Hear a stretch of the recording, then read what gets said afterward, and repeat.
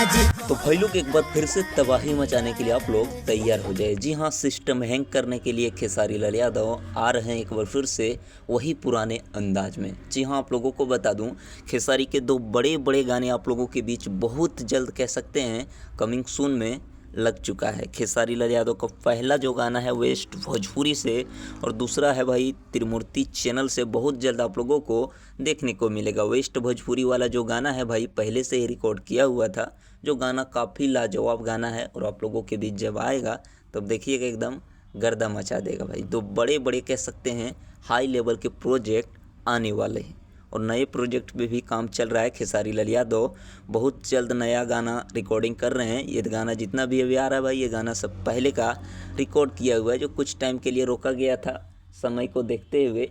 Finally अब वो समय आ गया है इस गाने को रिलीज करने का। तो आप लोग तैयार रहिए, आप लोगों के बीच कभी भी वेस्ट भोजपुरी और त्रिमूर्ति चैनल से देखने को मिल सकता है, कभी भी पोस्टर आउट हो सकता है। जितने भी खेसारी फैंस है, वीडियो अच्छा लगा हो तो लाइक कीजिए, चैनल पे नए हैं सब्सक्राइब कीजिए, फेसबुक पेज पे देख रहे तो भाई फॉलो करके वीडियो को शेयर कर दीजिए।